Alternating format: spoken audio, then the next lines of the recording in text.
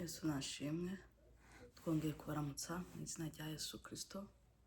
Abakunzi mwese mudukurikirana aho muherereye hose, Imana yo mu ijuru ibaha umugisha. Rero uyu munsi tugomba kuganira ku kiganiro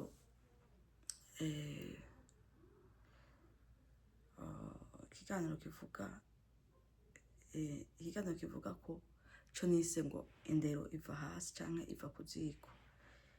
Bivuga ngo iracabaho canke iracakurikizwa, mbega imico irakenewe. Ico kiganiro nabwiye ko tuza turaganira kuri vyinshi, ariko ntabwo biri kure y'ijambo ry'Imana.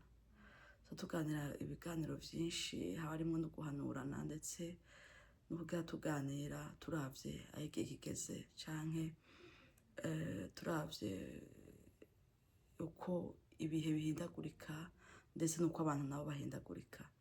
Ariko muri iki gice kizoba kirekire, kizoba ari igice kirekire tuzogenda twifashishamwo, tuzogenda tubiganiraho kuko ntabwo twakikorera rimwe ngo gihere.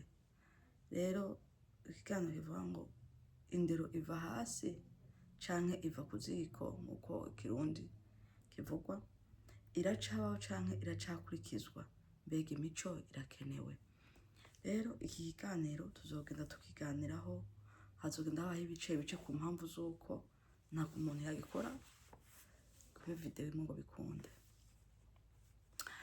Rero kaze tuzogenda tubonamwo vyinshi, tugiye tubonamwo muri kino gihe ibihanze abantu b'Imana, ibihanze abantu naho tuvuga ibihanze abantu ku isi mu majambo make, bizoga tuganiraho ariko twifashishije ijambo ry'Imana. Ntabwo tuzoja kure ijambo ry'Imana, ariko tuzoba turi mu ijambo ry'Imana, ariko tuvugane mbega bimeze gute, mbega mu bana b'Imana aho birahari, mbega mu bantu bimeze gute, impamvu biva kuki. Tuzoga tubiganiraho, kandi ndazi yuko abazoza mudukurikirana tuzoga dufashanya, kandi mbere byinshi, kuko hari byinshi twakuze twumva, hari byinshi twakuze tubona, ariko tudashobora kuronka igisobanuro. Rero ubusobanuro bwose nta handi buva atari ku Mana. Imana niyo igiye dusobanurira. Kandi ikindi, hari byinshi bimeze nk'ikiyoberane muri kino gihe ca nyuma, nk'uko kenshi tuzi yuko turi mu bihe vya nyuma, turi mu isozera. Rero ni ukugira ngo Imana igende ihishura vyinshi kugira ngo abantu bagende basobanukirwa. Hariho vyinshi twagiye twumva nko mu mashengero agenda atubwira, ariko ntibadusobanurira impamvu vyose bigenda biba, ariko ugasanga babicako hejuru. Ariko uyu munsi, ariko simbuze hariho hamwe bivuga n'ahantu usanga batavyinjiramwo indani kugira ngo abantu bashobore gusobanukirwa neza impamvu bashobora kuba babuze ico kintu. Rero tugiye kuzoganira, kandi ndazi ko tuzoga dufashwa, ariko hamwe na twese dukwiye gufashanya. Mu gufashanya dukwiye kuza mukora subscribe, mukaza mubona ibiganiro, ndetse ahandi mukandigira amakomantere, tukaza turafashanya, kuko tukavugana uko wowe uvyumva nanje uko ndavyumva, kugira ngo tugende dufashanya, kugira ngo tube turushirizaho gusobanukirwa. Hamwe n'Imana bizogenda neza. Rero ikindi, muze murakorana, muze muraraba ikiganiro mukagiheza, kuko hari igihe mutangura ku ntango, sinzi, hari igihe ngira mwumva mutariko murafashwa, ariko harya kenshi ikiganiro kiza gutangura kuryoha mu mwanya wa nyuma, kuko igihe ca mbere umuntu aba akiriko aratangura, canke nawe ugasanga ariko umuntu agitangura usanga nyene akiri mu ntango, ariko ugasanga kigiye gushira niho kigenda gutanga kuryoha, cyangwa ukumva yuko ico umuntu aba yashatse kuvuga. Ariko ugasanga benshi bararavye bavuye kuka n'umunota umwe ntibawumaze canke iminota ibiri, ugasanga hari vyinshi bahomvye. Rero vyiza nuko mukwiye kuraba ikiganiro mukagiheza. niho bibafasha, niho musanga mufashijwe. Kandi ndababwira bene data mutariko muraba ibiganiro ngo mubirangize, hari byinshi muriko murahomba, kuko ibi byose hari igihe umuntu abitanga Imana ifite ukuntu yabitanze, kandi hajya reka Imana yo mwijuru bahezagire cyane, kuko hari igihe nyine umuntu usanga ariko aravuga ibintu ugasanga abantu benshi babifata ukundi kuntu, ariko byiza nuko twafashanya, kuko ibyo byose ntabwo biriko biratanga kugira ngo bibe ari imfaha gusa, ariko bifite ikimaze. Kuko kugira ngo umuntu ashobore gufata umwanya nk'uyu kugira ngo ashobore gukora ibi, ntabwo aba ariko arafyina cyangwa ngo aba ariko aragira, ni kubera cyane aba ari itegeko ry'uwamutumye. Nayo ubundi umwanya uba ugoye, umuntu aba ari muri byinshi, noneho umwanya ntabwo uboneka, ariko kubwo kubahiriza uwamutumye, niyo mpamvu umuntu agerageza agashaka n'akanya gatoya kugira ngo abikore. Kuko ndabwira bene data kugira ngo ibintu tubikore haba habaye intambara nyinshi, ni hamwe nyine ari imbaraga z'Imana, kuko ntibiba byoroshe. Rero Imana yamuje ibaha umugisha, turagushimiye mwaye Mana, turagushimiye kugira neza kwawe, turagushimiye urukundo rwawe, turagushimiye kuri kumwe natwe, cyane Mana dusabye amaraso yawe kugira ngo tuze gutunganye, kugira ngo bikore twemerwe nawe Mana. Uje dufite muri cya gitabo cy'urupfu, twandike mu gitabo cy'ubugingo, kandi mwaye Mana utangura natwe, uganiriza ubwoko bwawe, kandi mpwemu wawe yera acagenda asange umuntu wese azokumva kino kiganiro kugira ngo ashobore kumutahuza, imbaraga z'umwe zifatwe mbere ku izina ryawe rishigwe hejuru. Urakoze no kumvise gusenga kwacu, tudakunze gutangura natwe, abusozera natwe, dusenze mu izina ry'umwami wacu Yesu Kristo, amen. Yesu Kristo abaho umugisha. Rero mu kino kiganiro tuzokwifashisha ijambo ry'Imana rivuga, riri mu Itanguriro, rivuga ngo Itanguriro 6, turahera ku murongo wa mbere gushika ku murongo wa 4. Ijambo ry'Imana rivuga ngo uko ingeso z'abantu zononekaye, maze abantu batanguye kugwira ku isi, bavyara abakobwa. Abana b'Imana bitegereje abakobwa b'abantu babona ari beza, ngo barongora muri bo abo bitoranirije bose. Uhoraho aravuga ati, mpwemu wanje ntazokwama arinyura n'umuntu ibihe byose, kuko ari uw'inyama gusa. Nuko rero iminsi yiwe izoba imyaka 120. Muri ico gihe hari bigatanya ku isi, no mu gihe cyo hanyuma abana b'Imana bamaze kurongora abakobwa b'abantu bakabyarana nabo abana, nibo babahizi ba kera babaye barurangiranwa. Nuko Uhoraho abona ibibi by'abantu ingene ari byinshi mu isi, kandi ko ivyiyumviro by'imitima yabo byamugoreye gukora ibibi gusa na ntaryo. Uhoraho yicuza ico yaremeye abantu mu isi, bimutera intuntu mu mutima. Uhoraho aravuga ati, abantu naremye nzobamara mu isi, uhereye ku muntu n'igikoko n'icikwega n'ikiguruka mu kirere, kuko nicujije ico nabiremeye. Ariko n'uwawe Uhoraho aramushima. Yesu Kristo aturengere cyane. Rero hano ijambo ry'Imana ratubwira ngo uko ingeso zononekaye ku isi. Rero muri kino gihe ngo maze abantu batanguye kugwira ku isi. Muri kino gihe hano bariko batubwira ngo n'uwawe Uhoraho aramushima. Muri kino gihe hariho ba Nowa bariko baraburira abantu, ariko abantu bakica amatwi, bakabona ko umengo ni imikino iriko iraba. Ariko ndababwira bene data, mu gihe gitoya kitarambiranye, benshi bagiye kuzobibona, bazomenya ati by'ukuri Imana yaratuburiye, ntabwo itagerageje kutubwira. Rero muri kino gihe ba Nowa bariko barabura ari benshi, ariko nababwira bene data yuko dukwiye gukurugutura amatwi, na cyane amatwi y'impwemu, kandi tugahumura amaso y'impwemu. Ubutayafise agerageza uburyo bwose, agerageza gusaba Imana ikayamuha, na cyane mu kuyamuha nuko ukwiye gukora ivyo Imana igomba, kuko ntabwo Imana izoza kuguha amaso y'impwemu yaguhe utari kugenda uko Imana igomba, kuko Imana ibana n'abayo. Rero ndababwiza ukuri, igihe tugezemo n'igihe kigoye cyane, n'igihe cya nyuma, ariko Imana ntabwo itari kuragira iburira abayo.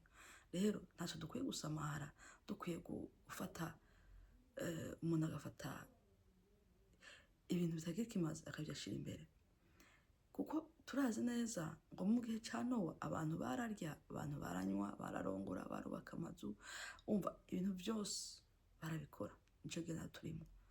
Ariko Nowa we ngo akama araburira avuga yemwe abantu nimwihane, bamwe bakavuga ngo kagatama kashaje, abandi ngo karasaze, abandi ati kaborewe.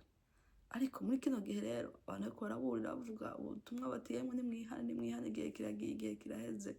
Benshi rimwe bigo baravuga bati bagiye abantu bungana abasazi babura icyo bakora, ariko ntabwo tuba twabuze icyo dukora, kuko ibyo dukora tuba tubifise. Ariko gusa nuko uwadutumye arabwira tuvuga ati genda mumbwire abantu banje wumva yumve, kuko bene ndababwiriza ukuri muri kino gihe Imana iri kwiraburira abantu hose, ariko ndababwiza ukuri abumva barumva, kuko ndababwira ukuri neza.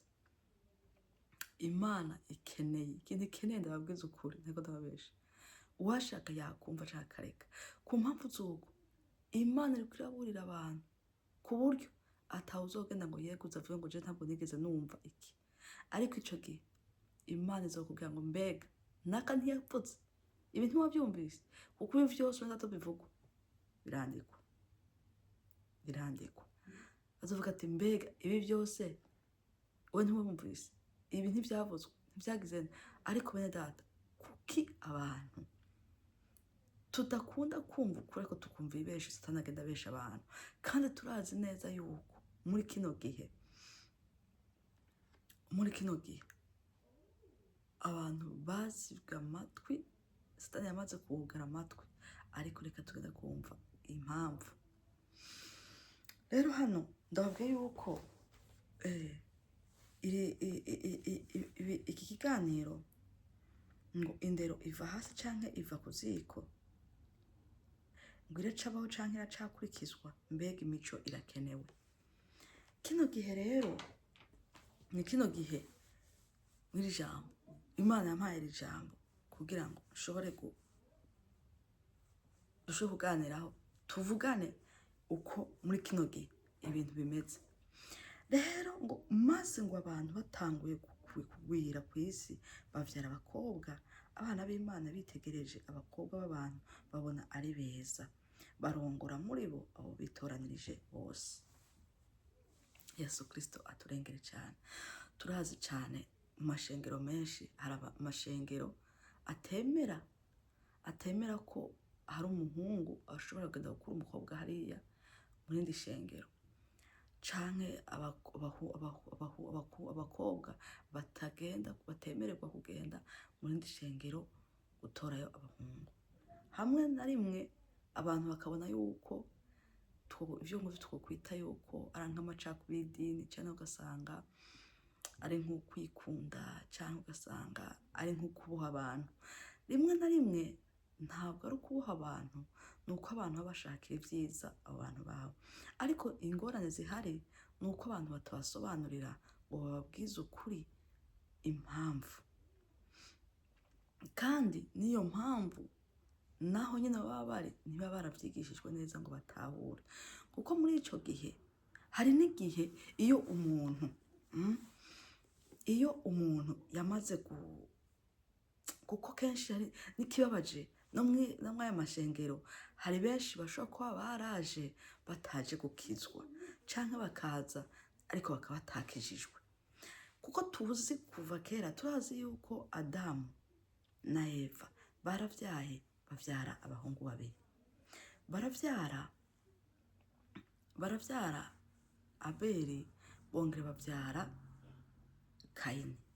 Turazi neza Kayini ko ibikorwa bakoze bagiye gushikanira Imana, igikorwa cya Kayini gishimwe, igikorwa cya Kayini ntigishimwe, kidashimwe icabera ariko gashimwa. Ariko Kayini agatangura kugirira ishari mwene nyina, ariko mwene se agaca amwica. Imana urazi ko yavumye Kayini ikamubwira ngo ntimwice, ariko ngo azozerera, azogenda azerera. Rero muri kino gihe hari imigwi myinshi, ariko mu nyuma ngo haza kuvukamwo ari uwundi yasubirijwe ari we Seti. Rero muri ico gihe hari uruvyaro rwa Seti rukaza uruvyaro rwa Kayini rwagiye ruhura. Iyo ni umugwi wa mbere tuzogera twigako cane. Ugasanga rero benshi muri kino gihe niyo mpamvu abaseti baharurwa mu ruvyaro rw'abana b'Imana, abakayini bakaharurwa mu ruvyaro rw'abana b'abantu. Ariko muri ico gihe mu yindi nzira tugera tuganira cane, tuganira benshi bazogenda atahura. Muri iki gihe rero uko uruvyaro rw'abana b'Imana bagiye babona bakabona abana b'abantu. Abana b'abantu rero ni abantu badakijijwe bafata bagahura n'abantu bakijijwe. Kuko muri ico gihe si ukuvuga ngo kuko iki gihe abantu baraje mu itorero barigisha bakavuga ngo urumva ngo tuvuge reka tufate ngo nk'umuntu wo muri Pantekote ntabwiye kuja gushingiranwa n'umukatolike. Uwundi akavuga ngo umuntu w'umukatolike ntabwiye kuza gushingiranwa n'umupantekote. Canke ngo umunzeyo mu Anglikane nawe uza gushira ngo nafata umupantekote n'umupantekote. Ariko n'umupantekote ku mupantekote harimwo abadakijijwe, harimwo abana b'abantu n'abana b'Imana. Rero nuko benshi batagiye basobanukirwa, kuko hashobora kuba ndi umupantekote uyu munsi ndi hano n'undi umupantekote ariko ugasanga turahabanye turi babiri. Hariho umupantekote by'ukuri, kuko kenshi hari umupantekote uko twagiye kuja mu by'amadini, ariko hakaba hari umupantekote by'ukuri usanga akijijwe n'uwundi mupantekote arimwo adakijijwe. Rero muri ico gihe ukazosanga nubwo ari abapantekote gusa barabanye, kandi harimwo umwana w'umuntu n'umwana w'Imana. Uti gute? Reka tuvugane. Hariho uwaje gukizwa, tuzaba tuganira cane. Hariho uwaje gukizwa, hariho umuntu yaje gukizwa avuga by'ukuri je ndaje kurondera Imana kubw'ivyaha bindembeje nje gukizwa. Uwo araje pe, araje arakizwa, ari umuntu mwiza, ingeso nyinshi yari afise mbi ziraheze, arakijijwe kameremere, agwana n'icyaha by'ukuri, n'umukristo mwiza. Hanyuma atoranye n'uyundi muntu we yaje afite gahunda ziwe, ati jewe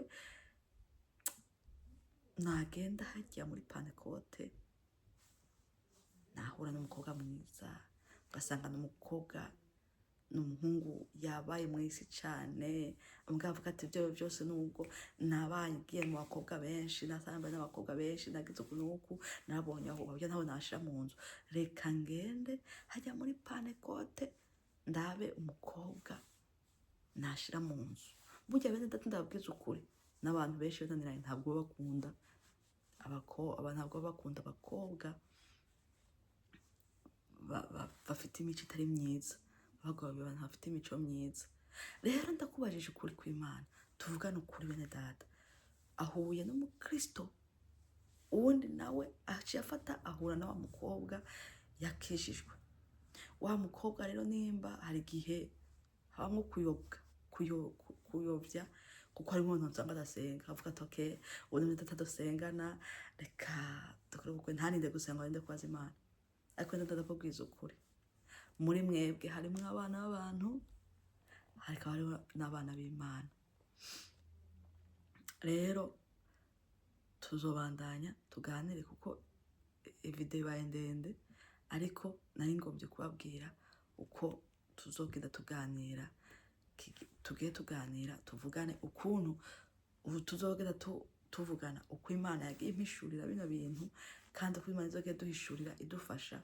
Ndazi ko benshi bazogenda basobanukirwa, mumenye impamvu ingo za kino gihe ziko zirasambuka, mumenye impamvu abantu ba kino gihe batakizwa, mumenye niyo vyagiye biza niyo vyagiye biva n'ukuntu bimeze. Ndazi ko benshi muzogenda musobanukirwa, mwe bazogenda mumenya impamvu ingo za kino gihe abakizwa bagira amadivorce, abandi ugasanga ingo ntizikirama, ibiki n'ibiki byinshi muzogenda mubisobanukirwa. Hari imice myinshi tuzogenda dusobanukirwa kandi bizotuma abantu benshi mutahura. Kimwe kintu ndabahamagarira kuza mwandika muri commentaire, kuko ibi ni ibintu bikeneye kuzoza dufashanya tuganiraho.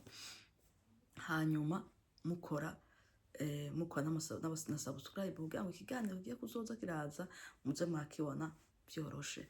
Ikindi ndabasaba yuko mugiye kuza muheza video, kubera kenshi igihe mudakora ama video mudaheza video hari byinshi muhomba, kuko hari byinshi biza mu nyuma. Uko umuntu agenda avuga niko agenda Imana igenda imwungura byinshi, igenda imuhishura, kuko umuntu agenda avuga niko umuntu agenda ahishurirwa, bigatuma hari byinshi mucikwa igihe mudajeje ikiganiro. Imana yo mwijira ho mugihe turagushimiye databuja kuri Imana ikomeye kandi uri Imana ihambaye. Turagushimira imigabo n'imigambi myiza maho dufitiye. Turagushimiye Imana kubyo ugenda ukora kuri kumwe natwe, kandi ushishikare Imana ugenda wishura abantu bawe kugira ngo bashobore gusobanukirwa neza, tumenye aho dukwiye kuvugwa, aho tugwaye kugira ngo tuvugwe. Icubahiro ni icawe, urakoze ko ubyumvise kandi ubikoze, dusenze mu izina ry'Umwami wacu Yesu Kristo, amen.